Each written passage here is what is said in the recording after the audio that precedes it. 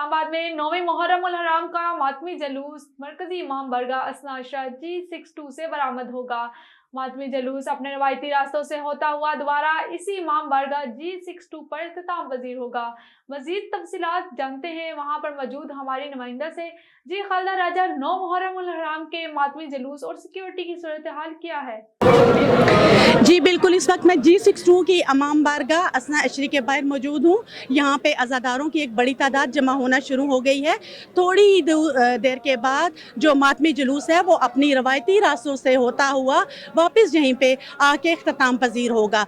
रवायती रास्तों की अगर बात की जाए तो लाल क्वार्टर से होता हुआ ये जुलूस, इसके बाद मेलोडी मार्केट और फिर न्यू अपारा से होता हुआ वापस इसी मकाम पर इख्तिताम पजीर होगा। अगर सिक्योरिटी सूरत हाल पे बात की जाए तो अब से कुछ ही देर बाद IG इस्लामाबाद भी यहाँ पे मौजूद थे। उन्होंने सिक्योरिटी सूरत हाल के बारे में बात करते हुए बताया कि सिक्योरिटी के हवाले से यहाँ 3 हसार कायम किए गए हैं, जहाँ पे एक एहलकारों की एक बड़ी तादाद मौजूद है जो यहाँ पे चेकिंग भी कर रही है। बम्स डिस्पोजेबल जो स्क्वाड है वो भी मौजूद है। वो पे रास्तों की जो है मुकम्मल तौर पर सर्चिंग हो रही है। बिल्डिंग्स के ऊपर भी इस वक्त पुलिस के एहलकार मौजूद हैं, रेंजर्स के एहलकार मौजूद हैं जो सर्च ऑपरेशन भी कर रहे हैं और ऊपर से ड्रोन कैमरों के जरिए भी एक तरीके की जो है सर्चिंग हो रही है।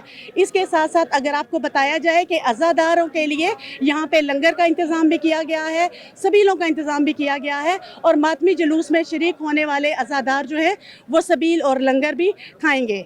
जी बहुत शुक्रिया खालदा राजा, हमें तफसीलात से आगाह करने के लिए।